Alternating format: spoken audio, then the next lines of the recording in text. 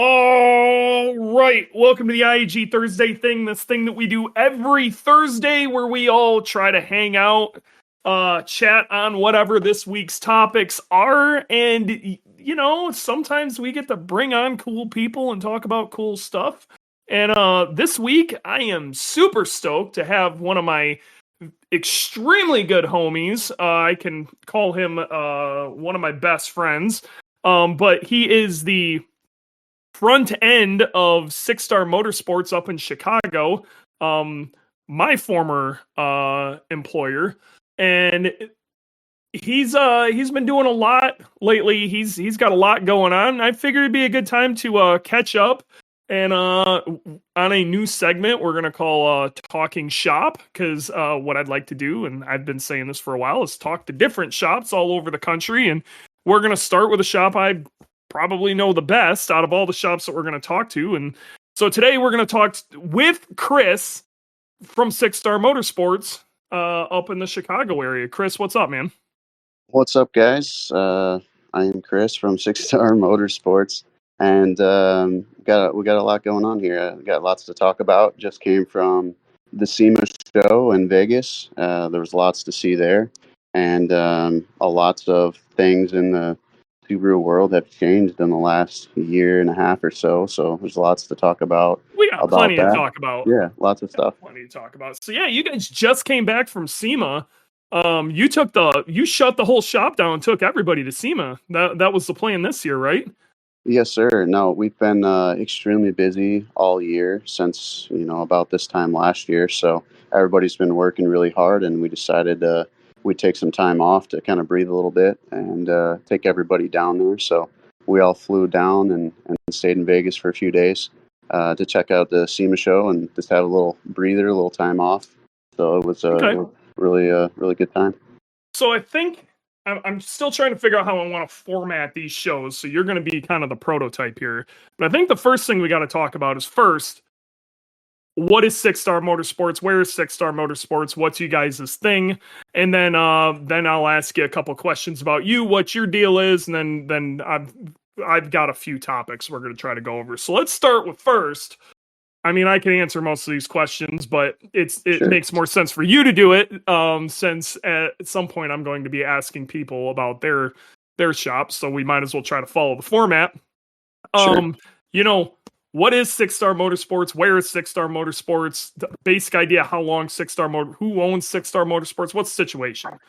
All right, so Six Star Motorsports is a Subaru-specific performance and maintenance shop located in Schaumburg, Illinois. It's a suburb of Chicago. It's owned by a gentleman by the name of Sammy So. He has been in operation for, I think, around 13 years now. And we do Subaru, anything and everything Subaru, just about everything except for body work. But maintenance, timing belt jobs, fluid maintenance, tires, performance modifications from stage 2 and below to, full on custom fabrication and, 900 horsepower cars. So do a whole bunch of stuff here. Race car shit too. I mean, I don't know if you guys remember, but it wasn't that long ago there was a giant 6 on the side of Boogie.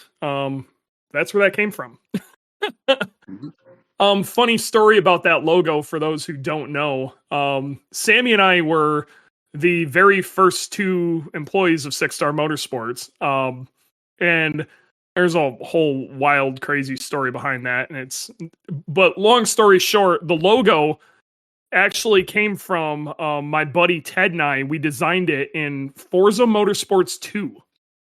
That's where the 6 logo came from. And there was a ton of debate about the shape of the star and the angle of the star, because we didn't, when it was straight up and down, it looked kind of goofy. So we tried to put it in an angle, but if you put it at too much of an angle, it looked like it was upside down and looked kind of satanic. And the 6, like a 6-pointed star, looked wrong. So we decided to go with like a Mario star. It was a crazy thing, but I think behind naming that place, what we really didn't want to be was every shop seemed to be like a 3-letter name. At that time you had AMS, you had APM, you had P&L, you had like every shop in the area was a 3-letter name. You know what I mean? And like we just really didn't want to be a 3-letter name shop. And that's how it happened.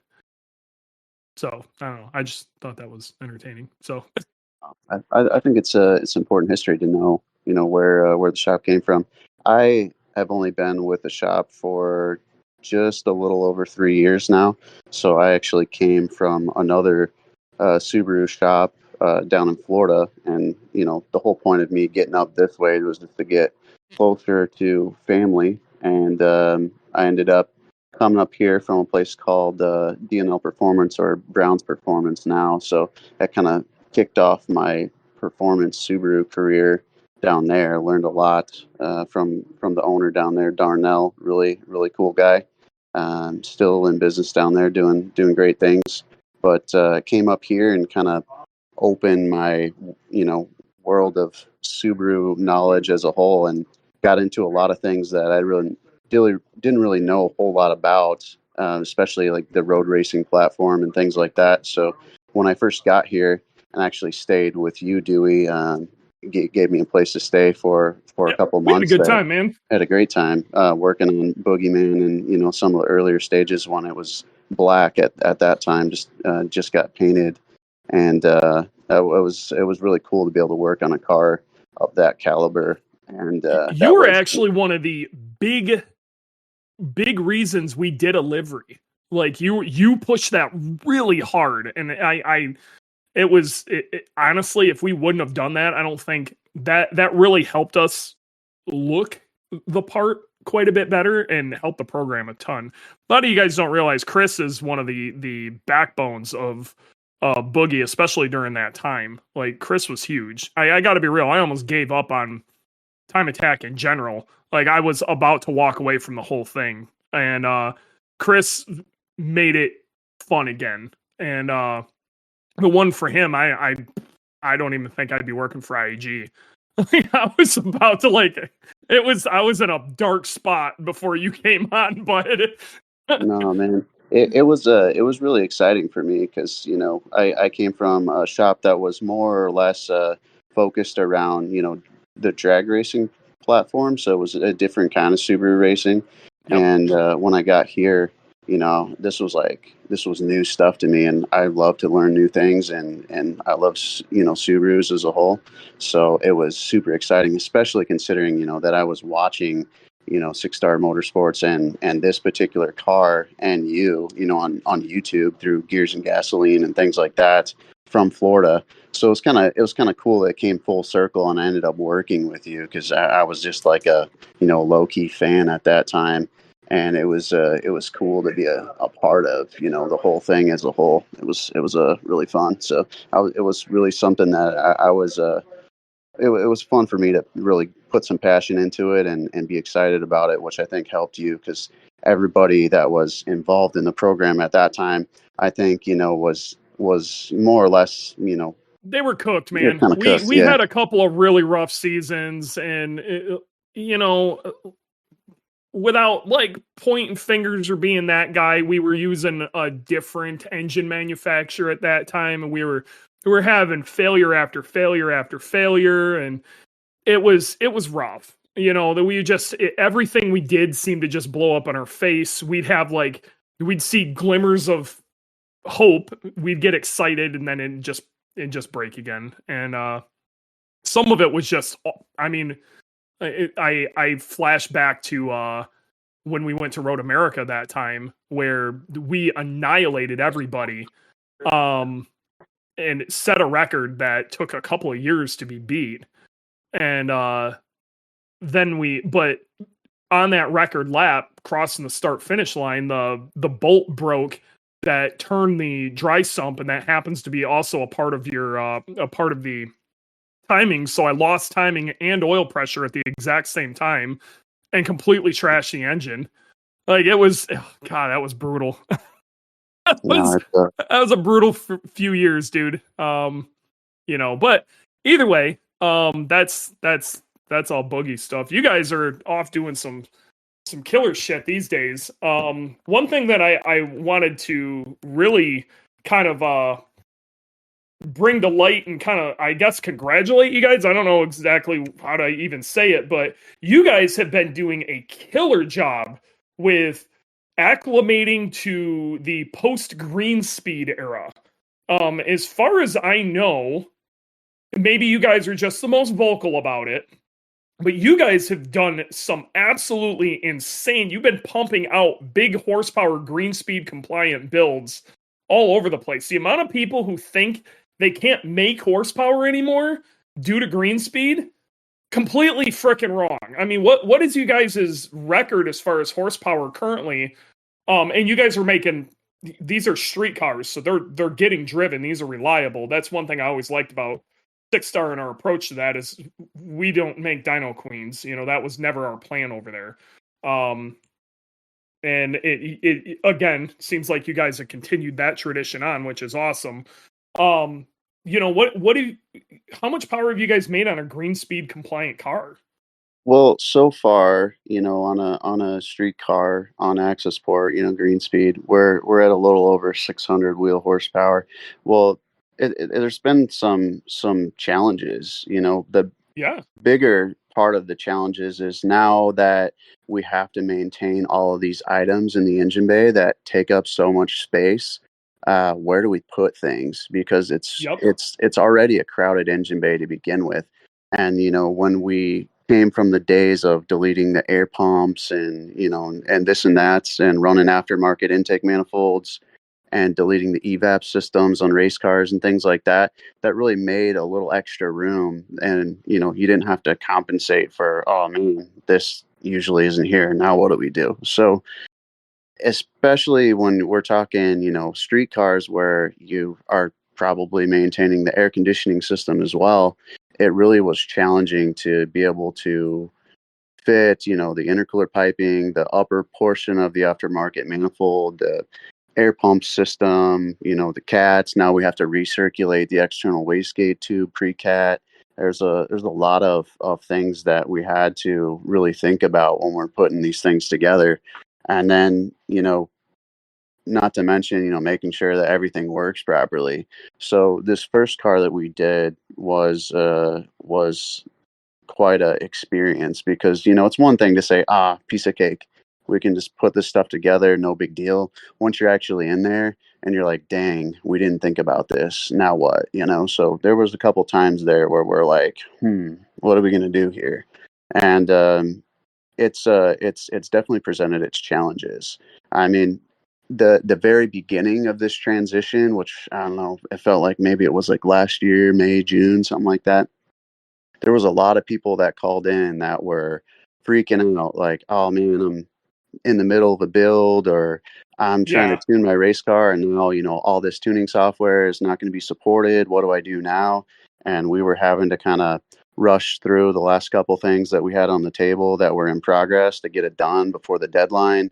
And, a lot of people were angry with Cobb, but, looking at it from a business standpoint, if you're a company the size of Cobb that has, who knows how many employees, and you're supporting, numerous different vehicles on a national world scale, even, you really got to make sure that tomorrow you're still going to be in business. And these are the changes that they had to implement to make sure that that would happen. It's not just, following the EPA guidelines.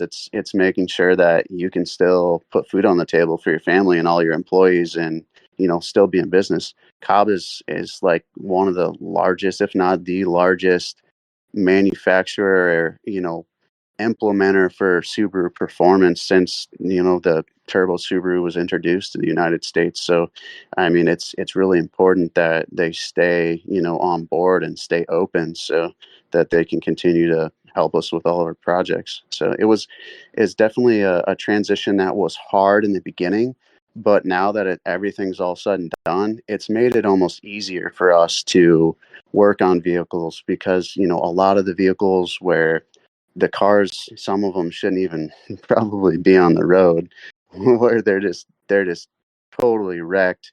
And the reason that they were getting rid of those things is because they didn't necessarily want to put that money back into the vehicle to, to make sure that the system still worked. Now Yeah. we don't necessarily have to, worry about running into all the hiccups and problems over and over again that these kind of vehicles would have. Everything that we're doing these days pretty much just works. We get it in here. We don't have any problems with it. We put the parts on. There's no problems with fitting the parts on. It works every time, and tuning goes super smooth. I mean, I can't remember the last time that we had something on the dyno for just like a 450 sub 450 horsepower car that we even had any problem with at all. Everything just goes on and off, and it's done. So some of that, I'm not trying to like toot our own horn, but some of that is and it's outside of us too. You guys are really big on choosing parts that work, and you highly discourage, cheaper parts or parts you've had issues with in the past or things like that. And some of that comes back to people will bitch about pricing. And I'll be the first to tell you doing things right costs more money, but you only do it once. It really is a buy once, cry once thing. And I think you've even kind of ran into some pushback with that. But now correct me if I'm wrong. I think you guys have actually found that because you're doing it right, you're now saving more time.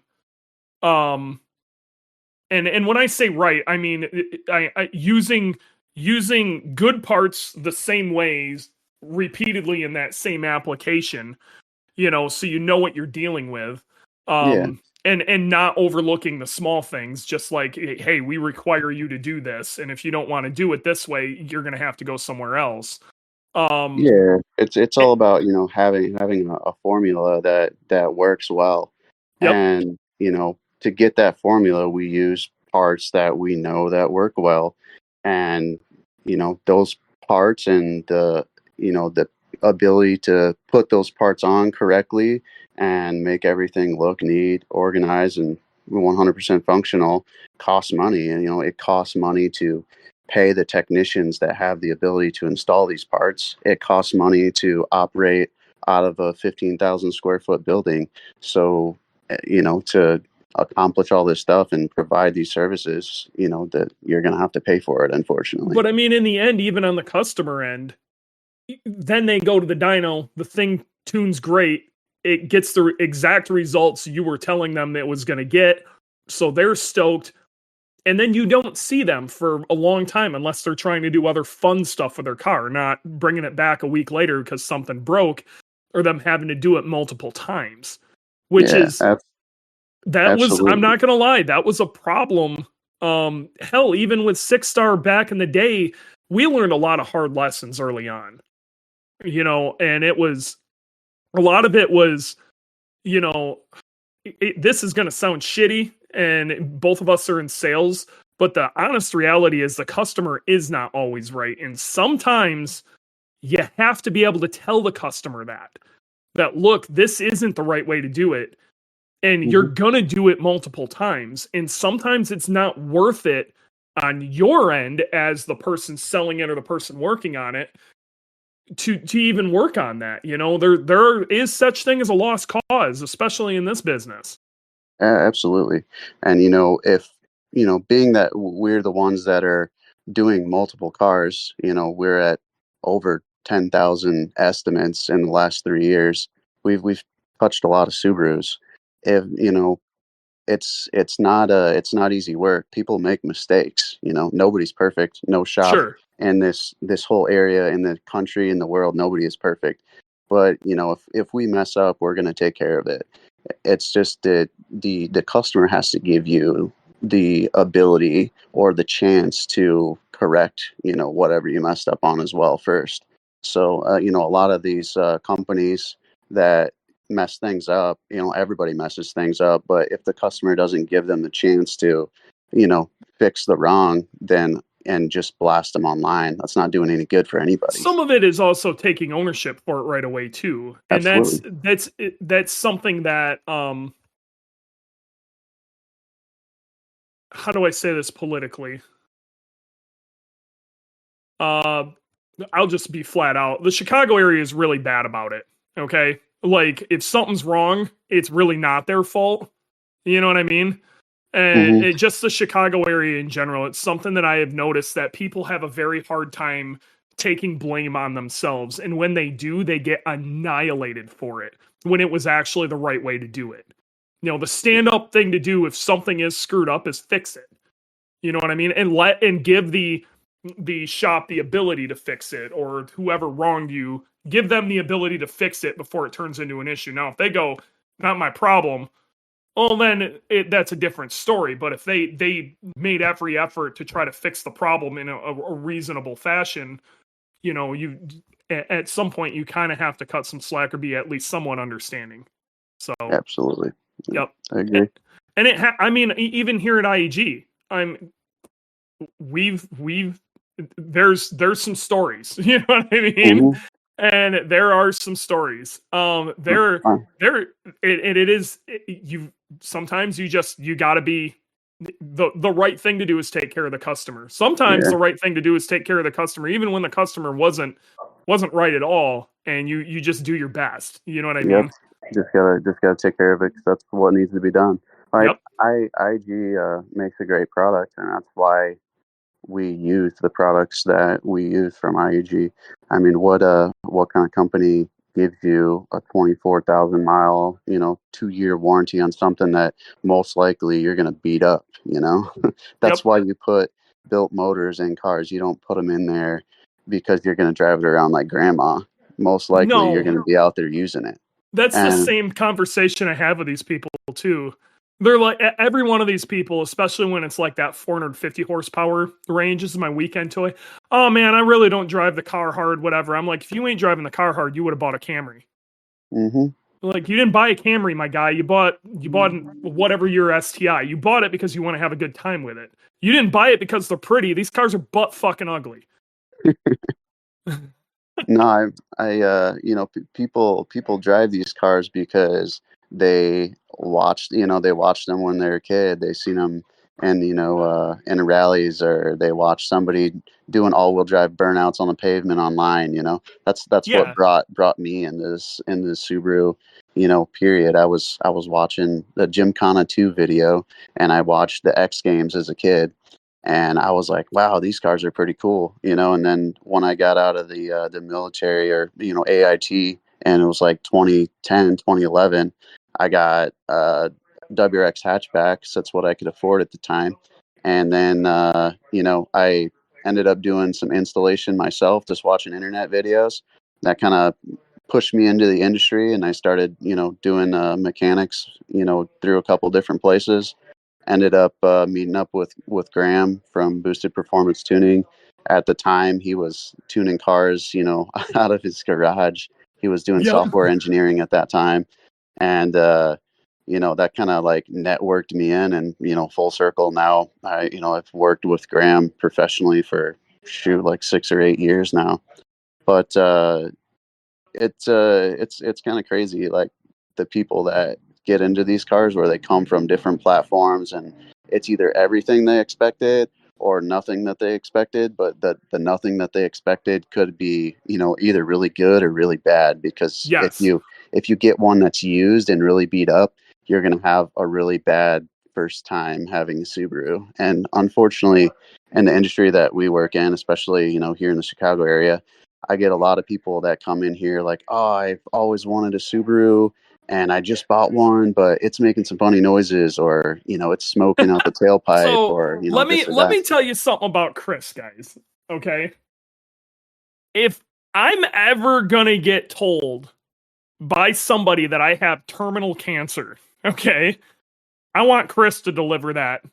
I'm telling you what, I have never seen a guy deliver horrific news to somebody in a cleaner, more concise, but it somehow you feel it's still going to be okay fashion than Chris. And I can't explain how he does it, but I've watched him tell people that, hey, this car that you bought 5,000 miles ago or 20 minutes ago and you brought over here to get checked out, you need a block, my guy. And he it's I wouldn't even call it smooth. It's just you feel like you're getting the truth. And it's exactly what you want to be told to you when somebody is giving you bad news. You want the truth. You want it as clean as you can get it, but you also want the person delivering it to you to kind of have some empathy from where you're sitting. And Chris is the single best person I've ever seen at it. I think it's all about, just caring about what you do. I don't do this for, just to get a paycheck. I actually enjoy what I do. And I've been the person on the other side of the counter before. So I Yep. want to be able to provide the service that I would want to get if I was on the other side of the counter. And I end up making, a lot of personal connections with the customers that I see here, just because I was just like them once, or I'm just like them now. We all share the same passion. We all drive the same cars. And just because you're having a bad time with your Subaru right now doesn't mean that that's how it's going to be the entire time you own it. Yeah.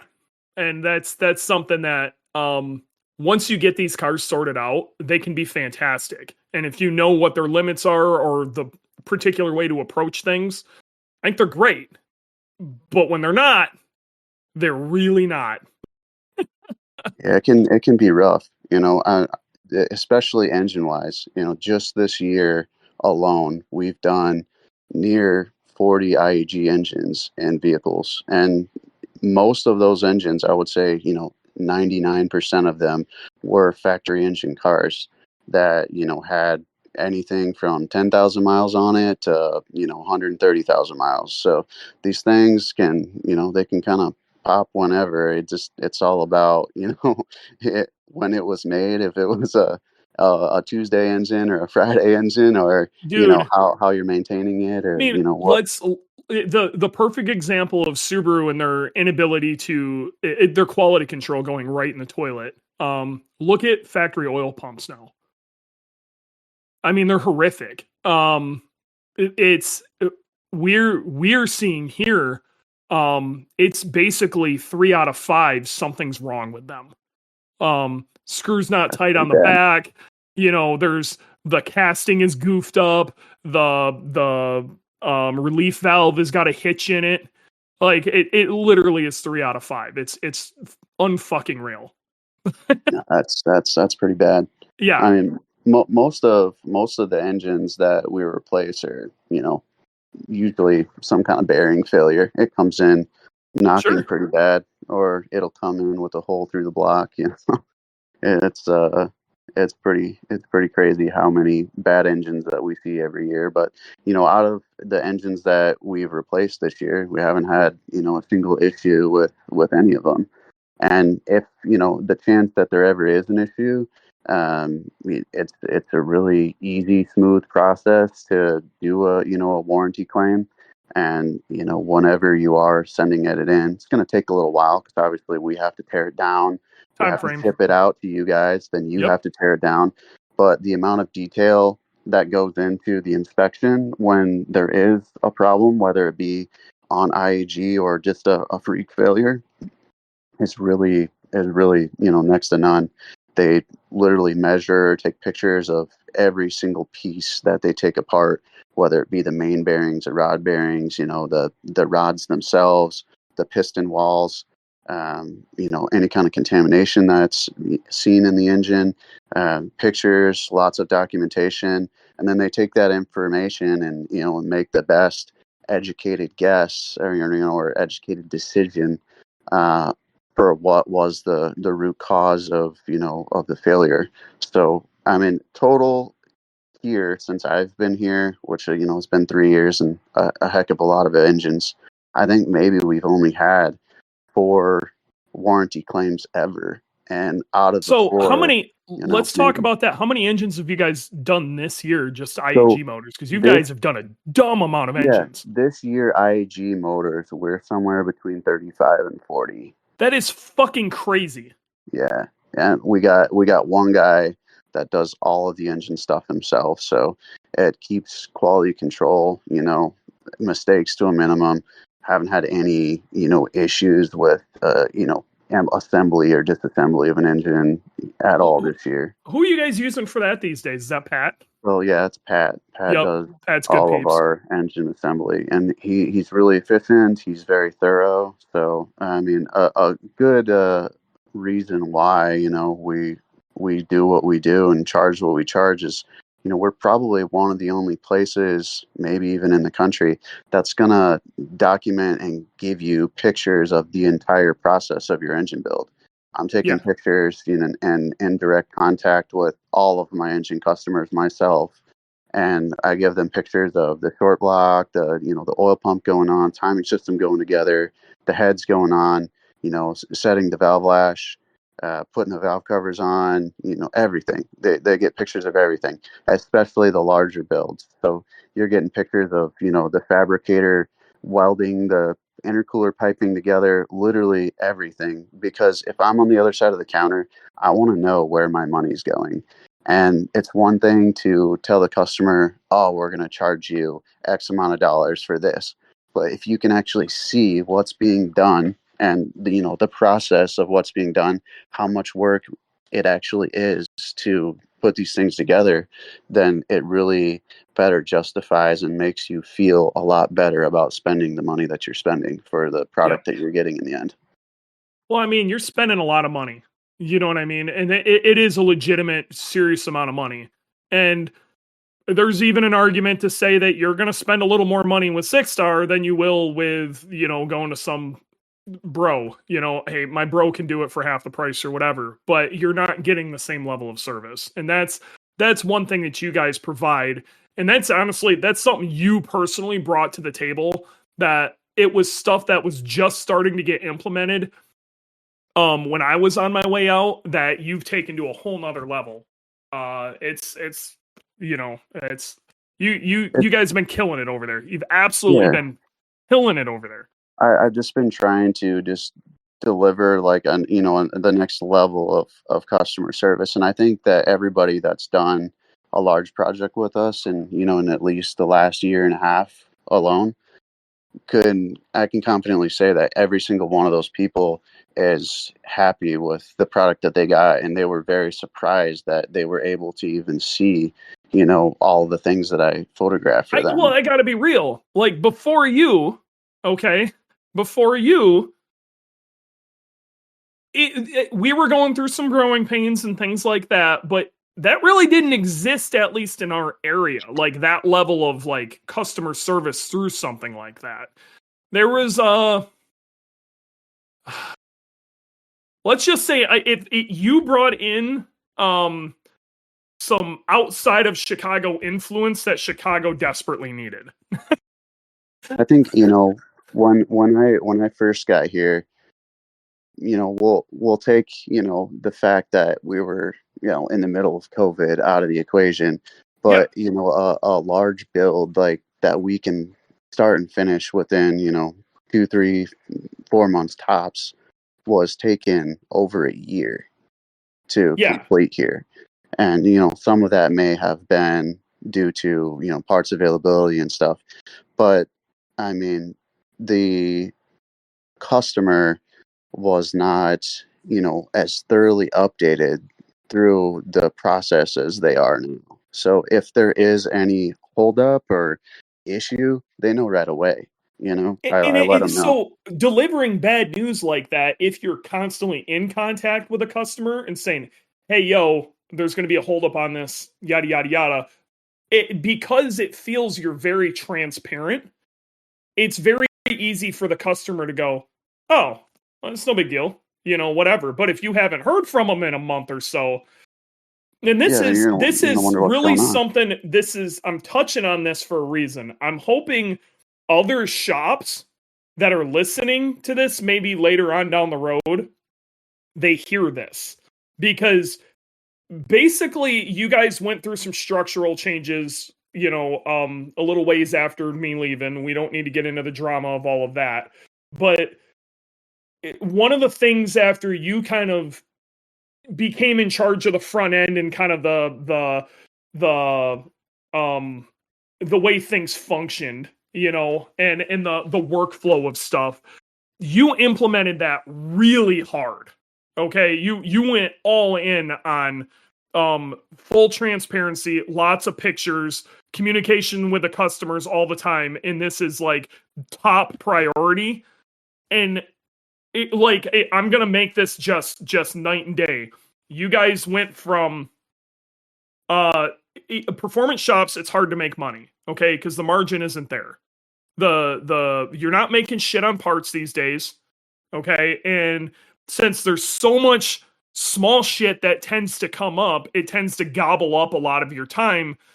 It's hard to make money. But you guys went from not or barely making money, barely keeping the lights on, to being able to take the entire team to SEMA and not really worry about it, because you guys are a good functioning business now. It's not that you're making money hand over fist and nobody's running around in a Mercedes. You know what I mean? It's not like that. But because from a shop standpoint, because you guys are doing the right things are happening to you. Does that make sense? Yeah, it makes perfect sense. We are, we've developed a system that we created because of past events and failures, and it's working, and we're able to do a lot more volume now. You used to call into Six Star Motorsports and you couldn't get in for a month. No, well, the joke we used to call it this, like in our own circles and shit. When I was still working at TH, we used to call it 6-month motorsports, because that's what it was. Yeah, it's sad, Now it sounds like when you pop an engine, I'm not going to quote you guys out here on what it is, but it sounds like you come in with a rod knock, you're able to not only give a date when you start, but pretty accurately give a date when you'll end too. And it's usually not very far out, because everything's working the way it should be. Absolutely. Like I said, Pat's very efficient. As soon as the customer comes in, they deposit for parts, the parts get ordered. And as soon as the parts get here, Pat's starting. He's already pulling the engine out before the parts get here. So we have a really good system set up now where, everything works exactly how we want it to, because this is how we do it every single time. And in most cases these days, we're finishing engine jobs probably a good 2 weeks before, the date that we said it was going to get finished. Because the last thing that you want to do is tell the customer, oh yeah, it's going to be done in a week. And then 2 months later, it's still not done yet. Nobody wants to hear that. So we give them a realistic expectation, and the realistic expectation usually is, more than met. Yeah, you always, under promise, over deliver. That's, again, if you guys are a new shop, something like that, I cannot stress this enough. Listen to what Chris is saying. A rising tide raises all boats. Chris will be the first one to tell you this. If you want a good understanding of how to make a shop work, and you're wondering like how, especially with a Subaru shop or performance shop, I highly recommend maybe have a conversation with Chris on the side and ask him about like some of their processes and stuff, because it is night and day over there. And not only that, it's made the guys in the back, all of your employees, they're all in a better place. Like last time I came in there, dude, it was such a different environment in the back. No, it was so great. I've never seen so many people smiling. Yeah, everybody's happy to be here. They're getting paid what they should be getting paid, and they love what they do. Beforehand, is the different story, because of a lot of different things. And I mean, by any means, nobody's perfect. We are not perfect. We don't claim to be perfect. Shit happens. You're gonna have long days and whatever, but sometimes you'll go a couple months with not a single issue. And sometimes you'll have 10 issues in one day. It's just the nature of the business. But, it's all about when those issues do come up, making sure that the customers are taken care of and that you do what's right. And, there's a lot of places out there that may or may not, do the right things in those situations. And then they end up coming over this way. But, I think for me, I always try to tell the customer to, give the place a chance. They don't have to come here. I'm more than willing to take them. But I would want the same thing for me if we make a mistake and somebody, tries to go somewhere else. You got to give the place an opportunity to correct the wrong. And if you do, and they still didn't, meet your needs, then by all means move on and go to another place. Yep. And that's just it. That's another thing you guys kind of have the advantage on. You have the ability to say, do it right, or we're not going to do it at all. And unfortunately, when we first started up, it's very hard when you're first starting to understand the best thing you can do is say, do it right, or we're not going to do it, because you're so worried that nobody's going to do it. Or you sometimes you got to worry about keeping the lights on. When you're first starting out, you just take whatever comes in. Now these days, we're getting a little pickier, a little more selective, because the fact is that we need to work as efficiently as possible. If I have something in here that's going to be on the rack for 3 months, that's 3 months worth of rack time that I could have, 100 other cars in and out of that rack and making money on. So it's a lot of times it's not personal, it's just what's smart for the business. And, sometimes it's not smart to take some kind of vehicles. For example, a lot of these, boosted BRZs and FRSs are in some rough shape. The people that put them together didn't know what they were doing. They're all drift boys, dude. And those, those things are real rough. They come in here and we look at them and we're like, man, this is going to be a lot of work, a lot more work than it's worth for us as a company to be able to dive into. Yeah. Sometimes you got to say no, or like the Craigslist bug eye. You know what I mean? So, the Craigslist bug eye is rough. We all know which one I'm talking about. So the, where'd I want to go? Oh, let's talk about SEMA. So you guys went to SEMA. Yeah. Okay. Well, first off, like, how was the show overall? I think it was your first SEMA. So you're going to have a hard time comparing it to other SEMAs, but no, it was my first SEMA. I had been to PRI probably at least 4 times. Sure. And SEMA was on a completely different level than PRI as far as the amount of things that were there to see. Yep. It was really overwhelming. And there's so much there that SEMA is not open for enough days to be able to see everything. I walked literally 40 miles according to my watch, and I still didn't see some of the things that the other people that were with us seen. So we kind of all split up and went separate directions. And I think every single one of us seen a little bit different part of SEMA than the other or the next person seen. It's nuts. Like even PRI, for you to really go through it all, it takes all 3 days. And then SEMA is legitimately 4 times the size, and it's what, 1 extra day? Yeah. And it's so if you're into all things automotive, off-road stuff, basic maintenance things, car detailing, plus performance, plus stuff, SEMA will kill you. It's so like on your end, I can see how SEMA would murder you. Yeah, I love all sorts of stuff. Yep. I love the off-road stuff. I love racing. I love automotive detailing. So it was like it was like the Mall of America of the automotive world. It's like you go in there and you're like, damn, there's a lot of stuff in here. You're like, oh, that's cool. Oh, that's cool. And for me, I was like a squirrel in there, man. You look at one thing and then you turn your head and you're like, oh, damn, look at that. And you go over there. And the next thing you know, you're spending like 3-4 hours in the same building and you only covered like 3-4 hours. Yeah. And you covered like 3 rows if you're lucky. And because you realize you have to actually start glazing over shit, which sucks because that's when you start missing shit. Yeah. So my, idea going in was, all right, these are the companies that we usually work with. So I have to make it a point to stop at their booths and see, what's new. So the first thing that I did is I went to we went over to the CSF Yep. area, and I was talking to them. We use their radiators all the time, and they are actually just about to release a radiator for the VB WRX. So they had the prototype one there, which is pretty exciting because there's not really anybody that makes an aftermarket radiator right now for those.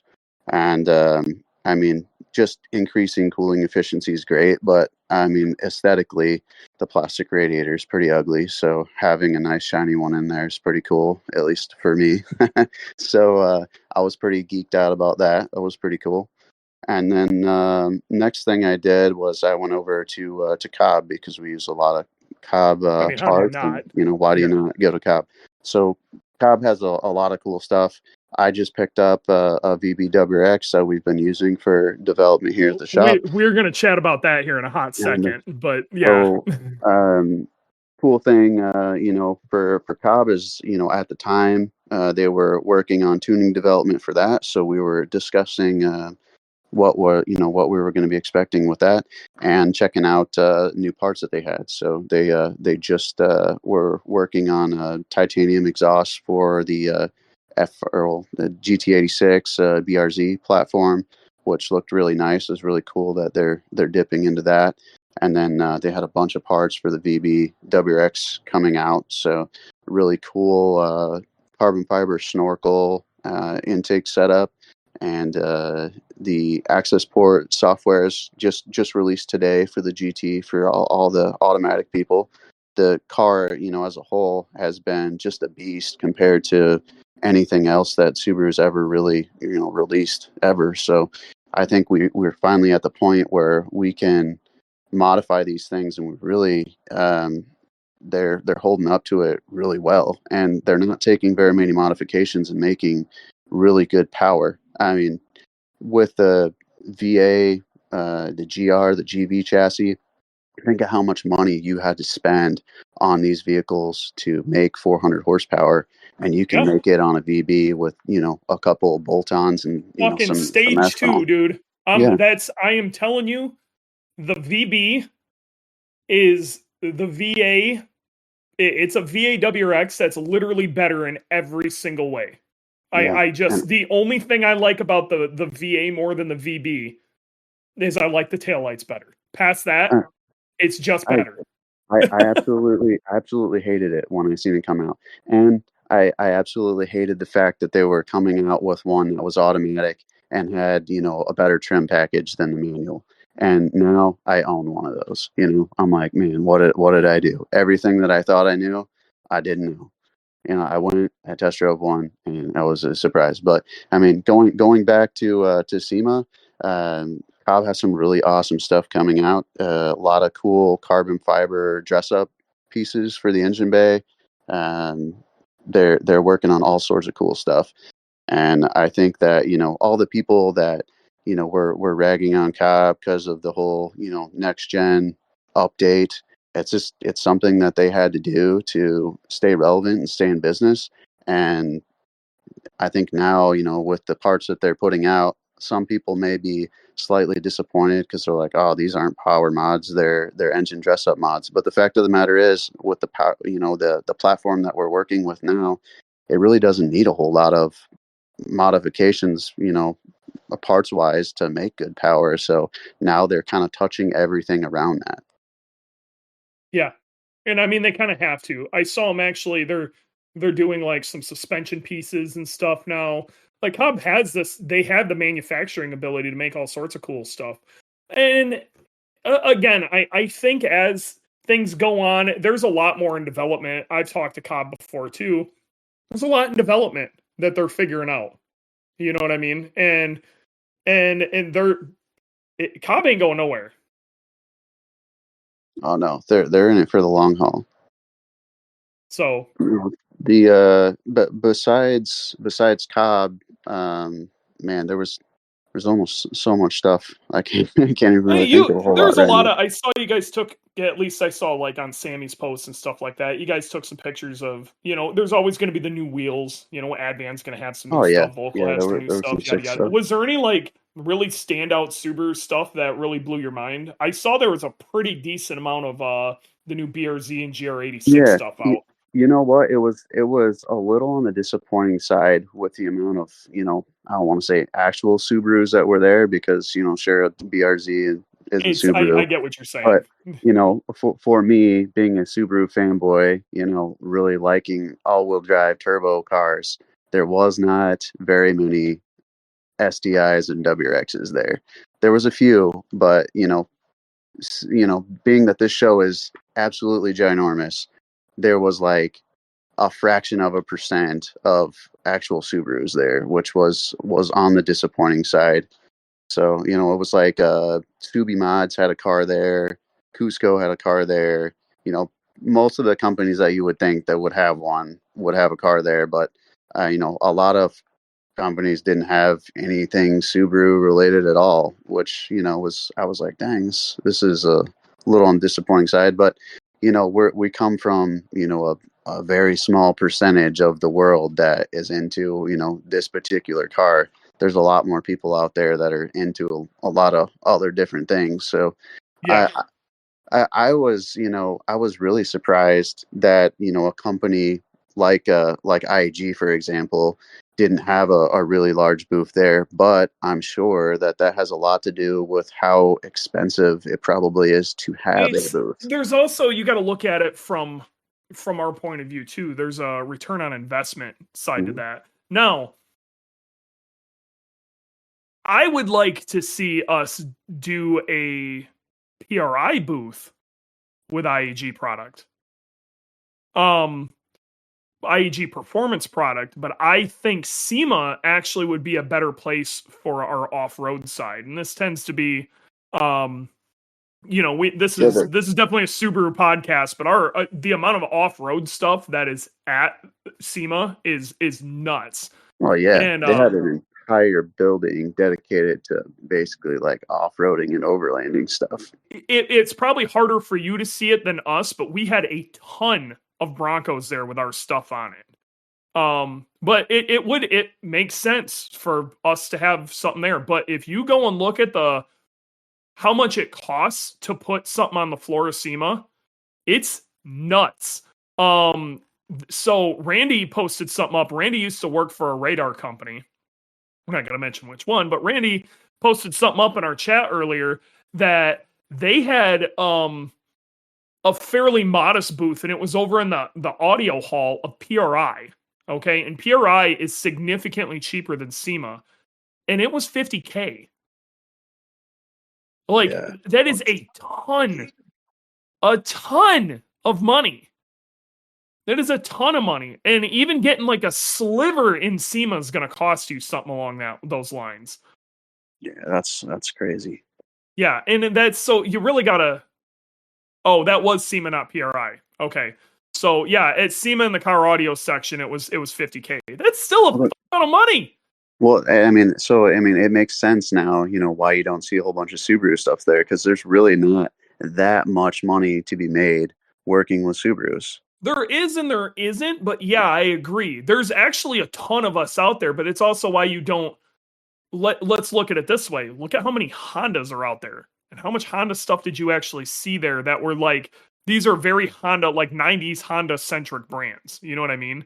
Yeah. A lot of those performance brands, they really don't pay to go into SEMA anymore, and a lot of them don't even pay to go into PRI anymore. There was a point where you kind of had to go to SEMA and had to go to PRI, kind of in the prayer of, I need one of these magazines to come through and see my shit. Mm-hmm. How else are you going to get in front of all these shops and things like that? Social media kind of hurt these big shows. Yeah. I think that most of the companies that had booth spots there were companies that produced parts for several different makes and models of vehicles, and not just one, specific brand of vehicle. Yeah. So, I didn't see, anybody there that had a giant booth that only made Subaru parts. Sure, Cobb was there, but they make parts for all sorts of stuff. Cobb does, yeah. Cobb's doing a lot, and Cobb's parent company is Autometer. Okay, and Autometer with all those gauges, it's really easy for Autometer, who's probably been around since the dawn of SEMA, for Autometer they've got pull. You know what I mean? Let's say you're a newer company trying to get in. I know Fortune Auto clawed their way to the main floor of SEMA, and I personally don't think it's the right spot for them to be. I think they'd be better served spending that amount of time trying to get to the main floor of PRI. But there's arguments to be had there. I think SEMA has its place. Um, I was going every year for a while. I haven't been in a couple of years. So I want to try to go back. Maybe next year I'll make a trip back. By any chance, hold on, we're going to tangent here. Did you get to, there had to have been a lot of Ken Block tribute stuff going on. Yeah. I'm a big fan, so there was a lot of stuff there. I mean, Kenny from the Block's the reason you do Subaru stuff, let's be real. Yeah. You were of that era. No, but did you see the 43 car burnout thing? Were you guys around for that? I did not get to see that, but at the Hoonigan booth, had a whole, we'll call it exhibit of, racing suits, just different memorabilia. It was like basically a big shipping container that was transparent on one side. And then the Hoona Pegasus was there, the Pikes Peak Porsche. I was super fan of that. I love Porsche, so being able to see that. No, you are awesome. The biggest. I mean, your name is the Porsche guy, but on Discord, but you are the biggest Porsche fan I know, and you are. It really sucks that like older 911s have gotten so ridiculously expensive because you're the guy who should be in one. Oh man, that's the dream, man. I would love to have, even like a 930 or something. It could be naturally aspirated turbo, whatever. But the seeing that particular car, which is an extreme caliber of car builds, really geeked out over that. I mean, that's one of my favorite parts of my job specifically, as being able to do, and manage the custom side of, making race cars and things like that. And, so that's mostly what you got Chach doing these days, right? He's the Skunk Works. He does all the crazy shit. Chach is, if you're coming in and you need something past bolt-ons, he's doing it. So if you need anything fabricated, you got some crazy idea that you want to mount something in a place where you don't even think it belongs, he's going to figure out how to make it work there as long as it makes sense. That guy's a fucking genius. I'm telling you, there are few people in this industry that I've met over the years that you can truly say are pure talent, and Chach is one of them. No. I mean, ever since I started working here, I kind of just gravitated towards Chach because he was the guy that if there was a problem with something, he was going to be the guy to figure it out. And now that, we work together on, all the time, like, man, putting our two brains together, man, we've really came up with some cool stuff, but that he's the brains of all of it. I'm going to come up with a couple cool ideas here or there, but he's got his mind works in 3D. It's like the best way to put it. Yeah. I'm telling you, he's playing 4D chess and we're playing checkers. Yeah. It's like I have a thought, right? And he turns my thought into a 3D picture on paper. He's like, "Was this what you were thinking?" And I'm like, "Actually, yeah, that's exactly what I had in mind." And sometimes I'm like, "You know what? Better." Yeah, that's better than what I had in mind. Like that's awesome. It's perfect, So we're always coming up with the craziest stuff, and man, the cool thing is the customer gets to experience the whole ride, from them dropping their car off as a blown up shell to, it driving off the dyno at, 900 wheel horsepower. And it's awesome being able to work with somebody that has a brain that works like his, and he doesn't just think up this stuff, he fabricates it into existence. He's different, man. I'm telling you, he's different. Like there is no other word for it other than he's different. There's genius, and there's a difference between somebody who knows a lot and then somebody who is extraordinarily smart. And Chach is like using more of his brain power than the rest of us, I guess is the best way. Yeah, But when he's he goes to definitely think about something, his brain does not process it the same way we do. And amazing things come out the other side of that. He yeah, is an absolutely priceless talent. absolutely. He's definitely, like one of the most crucial parts of the whole team. If we didn't have him, I mean, And there's this a lot isn't of to things we take wouldn't away do. from anybody else either. No, Sammy's no, came no. up with some absolutely genius shit. Yeah, But Pat's blown my mind before. The rest of the guys back there are plenty smart and have done some ingenious yeah. shit. It's just like when I was working there, especially the couple of years like near the end when I was there, Chach would just like it was like a daily basis. He would blow your mind. Yeah, yeah. Like It's just what like the you hell? you could be sitting there just looking at something, scratching your head, thinking like, "Damn, what in the hell am I gonna do about this?" And then Josh just comes over, looks at it, and he's like, "Oh man, you ever think about doing this?" And he draws some crazy ass 3D picture, and then you're just like, "How? Why the hell didn't I think of that?" Yeah, that just Like, seems what- so obvious yeah, now that you've done it. yeah. Like, oh man, like he makes it this seem so easy, just Yeah. effortlessly just puts this stuff together. It's crazy. So, you came up from Florida Hmm. and then you put yourself in the cold Arctic hell of um Illinois, near the Chicago area. So here's kind of a question I've always wondered now that you've kind of been able to see both customers. How Hmm. much does the customer base differ? Between like here and Florida. Yeah, and where you were at in Florida. And I mean, Well, is it I just a different type of customer altogether, like stuff that they're looking for, things of that nature, well or is it fairly the the same? I think as a whole, everybody's looking for around the same thing. But where I was at in Central Florida, it was like a big college town. It's in Gainesville, where University of Florida is. So there's a lot more people in that area. In particular, that were just looking for their car to just work and be reliable and dependable. When there was, at the time, there was less people trying to build crazy stuff in that particular area, because they were more focused on school and things like that.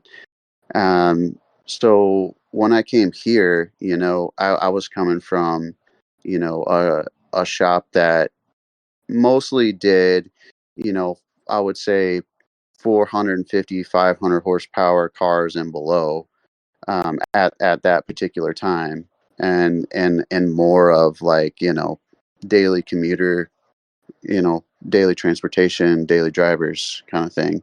And when I came here, we were doing massive amounts of rotated turbos and this and that. And I was like, dang, there's a lot more people in this area of the United States that want things like that. Yeah, it's just different. I kind of wondered like over the years how was that like played out.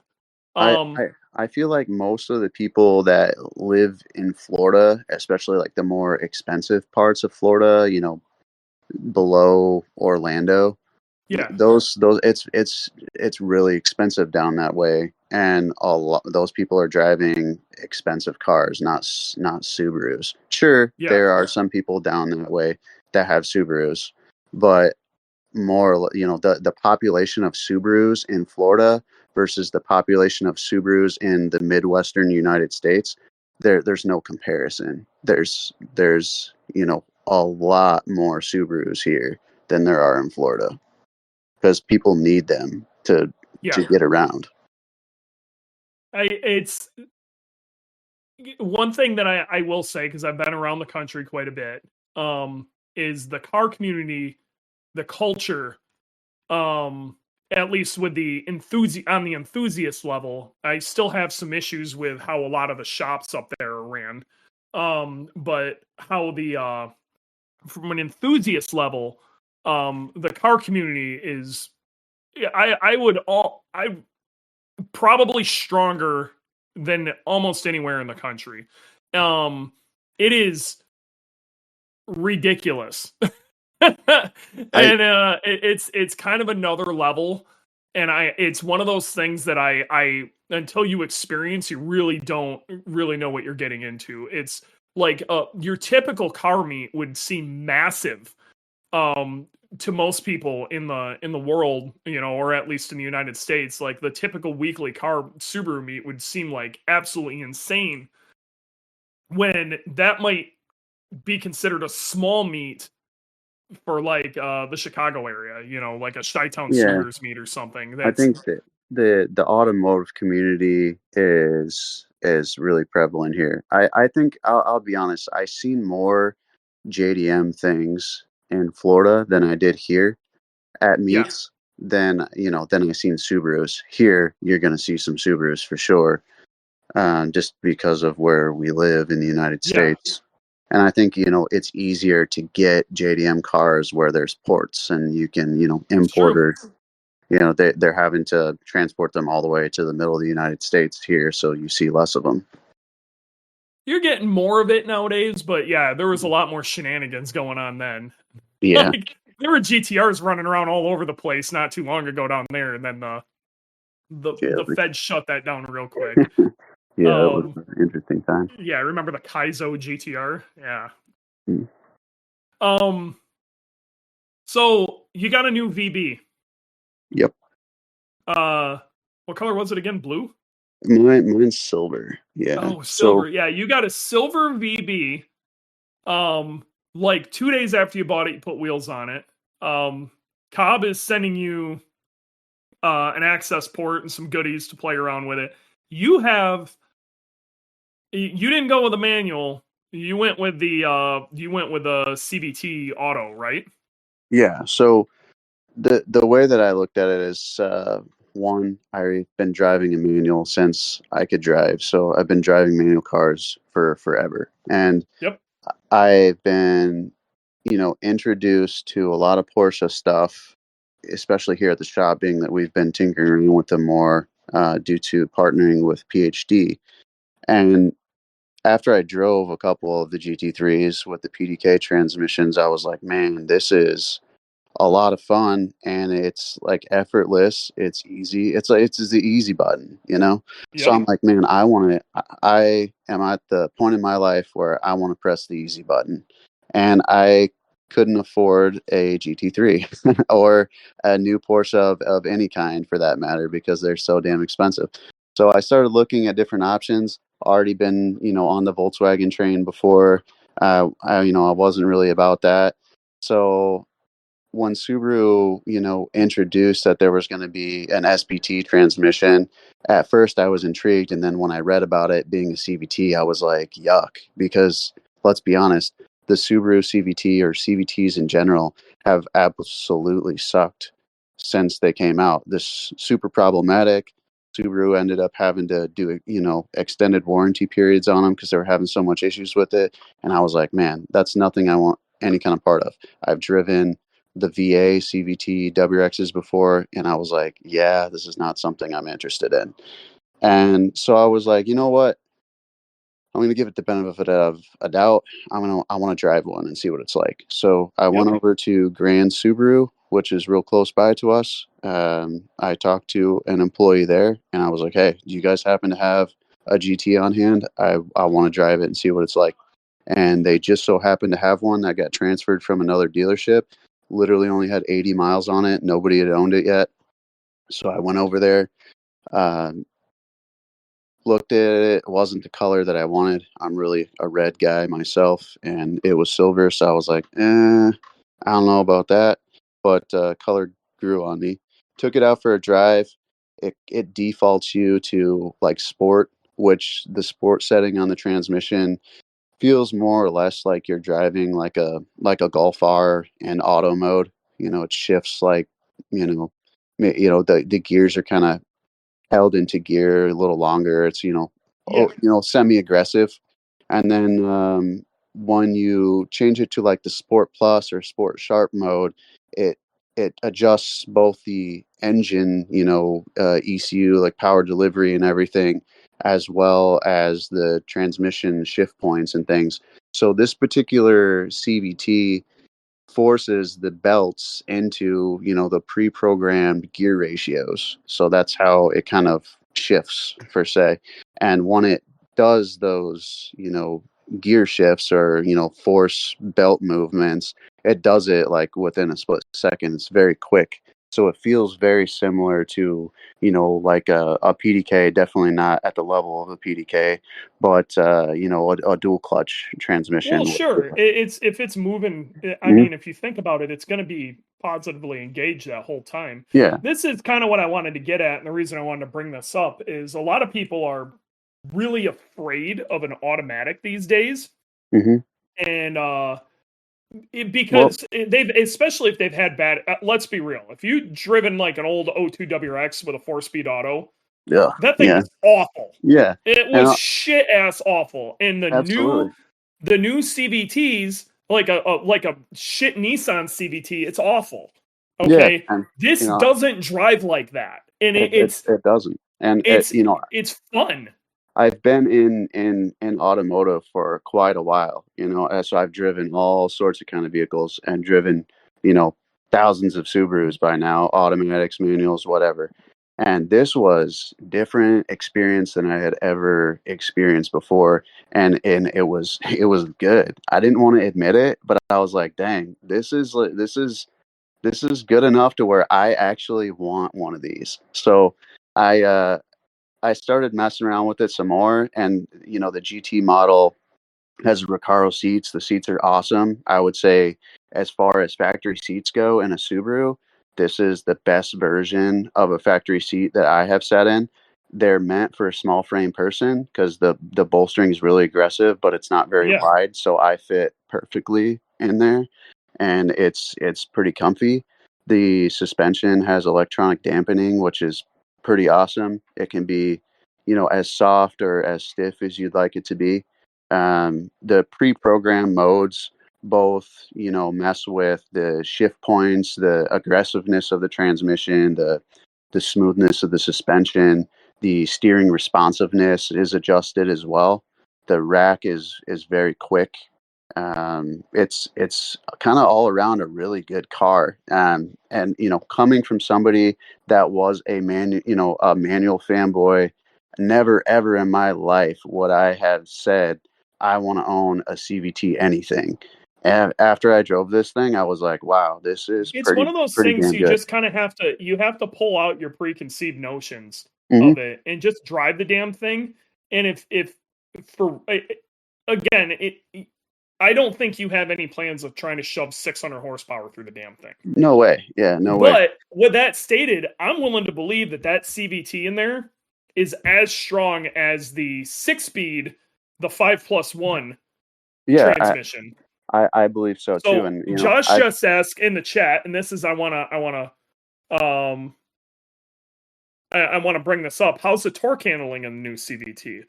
Now I can't say this 100% definitively, but that engine shares almost everything with the Ascent. I'm assuming they're using the same CVT as the Ascent. And they rate the CVT and the Ascent for towing. I have a hard time believing that it isn't the same CVT. Maybe some logic differences, but it's going to be the same concept. And if they will rate that for towing, there's no way that it wouldn't hold 400 plus. Yeah, I mean, so I've been talking with Cobb, since I bought my GT, which is, just about a month ago, but they've been working on, the tuning since before then. Yep. And while they were tuning it, they were like, wow, this thing is really surprising. They assumed, just like all the other CVTs, that they were going to run into some limitations and, some issues. But everything, it just took every bit of what they were throwing at it. So this car is almost coming from who I talked to at Cobb, is using basically the exact same mapping as what the 6-speed one is using. It's just making a little less power due to the drivetrain, the parasitic loss of power through the drivetrain. So it looks like it's making probably about 30 horsepower less on the OTS maps than the 6-speed is making, just due to the fact that the thing's an automatic. But the crazy thing is that it's taking that much power. The older CVTs, if you got anywhere near 300 horsepower, it's like no bueno at that point, No, So if you even breathed on them, they would die. So yeah. now, I don't want anybody taking, if you're listening to this 2 years from now and this age like milk, feel free to call me out on it. I'm totally, but you're gonna find out, and I Yeah. hope you do. So That's why we we have bought it. the IAG Insiders Lounge. You've been really good about sharing stuff and things that you guys are doing in there. So please, share how things are going. Just give us Absolutely. I mean, the whole reason I even entertained doing this was because we can use this for product development and just to see just how durable is it, because before we purchased it and before just today when they released the tuning software, nobody had done anything with it really, because there really wasn't a super viable option for tuning. So now that Cobb is on and board, people were scared shitless of touching them. I'm happy you guys are taking this on. I Yeah. really am. So we're access ports on the way already for me. Cobb sent that thing out today, and next week I have scheduled with Graham of Boosted Performance Tuning, and we're going to do some just baseline testing first, and then just some tuning without modifications, and doing some comparison between those two, and then we have a whole slew of parts that we're going to be installing on it, and doing some dyno runs with each individual part to see which parts make what power and what combination, and we're going to see what's the limitations of this thing. Eventually there will be some flex fuel for these things as well, so that's going to be interesting to see past the 93 octane portion of tuning, just what this transmission is capable of. I'm excited to see what you guys do with that.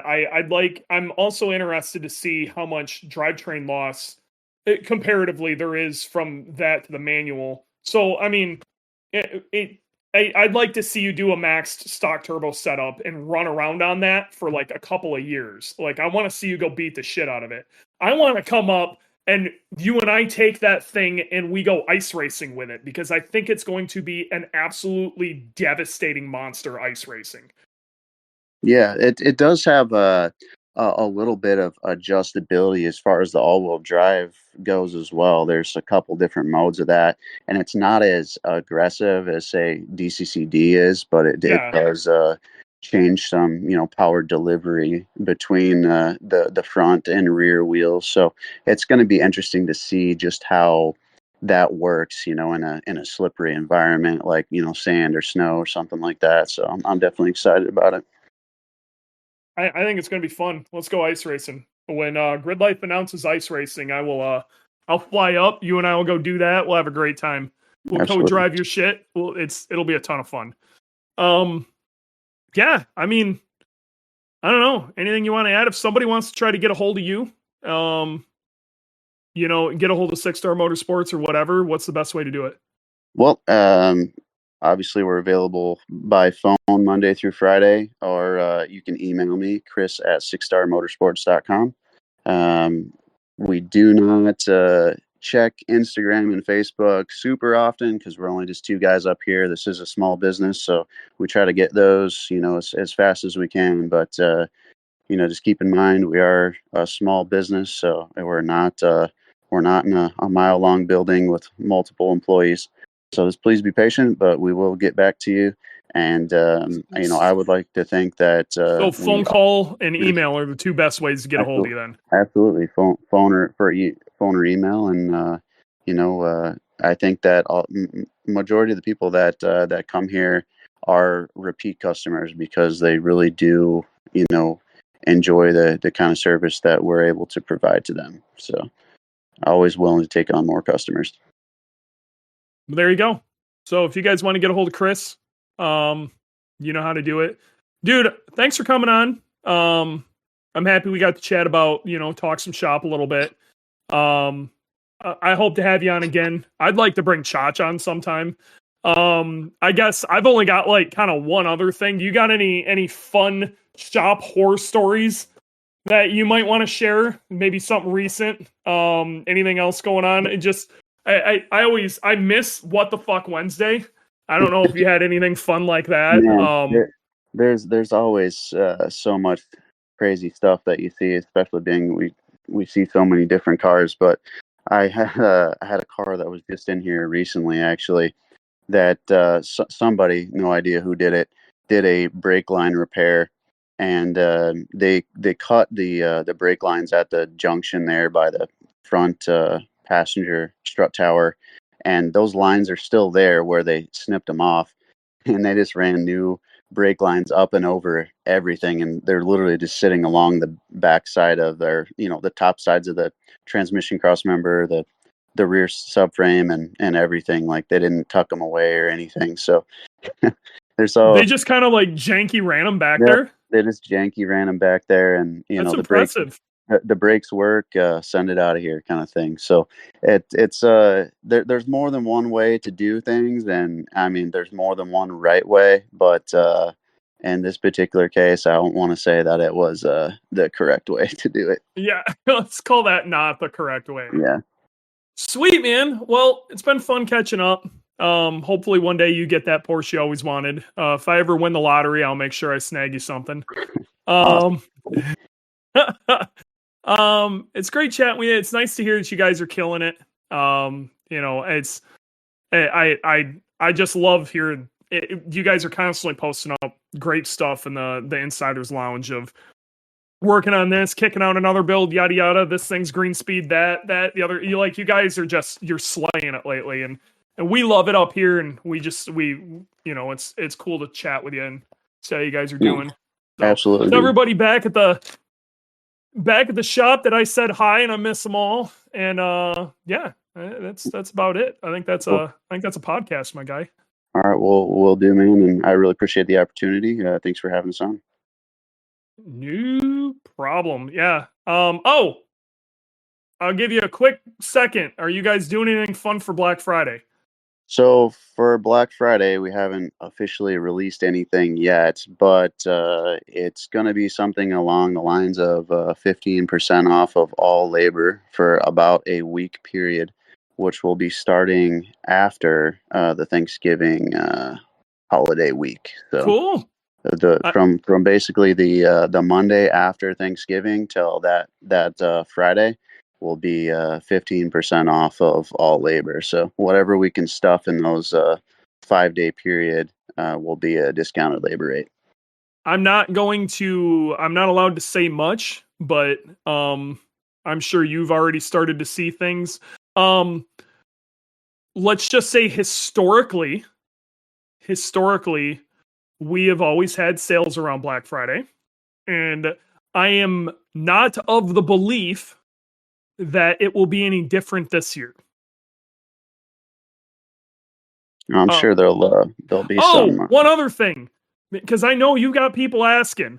Hopefully tomorrow, people are able to order those shirts from me. Okay. Yeah, you know what? You might as well just send some up here so I can sell, because I've been having a lot of people asking about those damn shirts. We'll do our best. Maybe we'll try to work something out, because you're near the guy who actually produces them. Maybe we can just have something. We'll work something out straight that way, so you can get them straight from him. Yeah, if they're in the area, they can just swing by and purchase it or something. And the other thing that I was wondering about for you was when the stickers were coming, because that little that drawing was sick, right? Yeah, I'm working on that too. I'm gonna try to get that all done at the same time with the same people who do my hero cards and everything else. I'm gonna try to get, I got a few ideas with that. I'd like to get something like that printed up as a poster. I think it'd be a sick poster. Like something cheap that you could put on your wall. I think it'd be badass. Not like a full photography print, but like a reasonably priced poster. Yeah, absolutely. You could do a autograph signing at the PRI show. Kind of where my brain's at. Not gonna lie. So, all right. It's been real. It's been fun. We will we'll see you guys later next week. Maybe I'll have another person on. I don't know. Whatever. We'll see what's going on. But thanks for stopping by, Chris. Thanks for taking some time out because I know you guys got a lot going on, and I appreciate it. So no problem. Thanks for having me, man. no problem. See you, dude.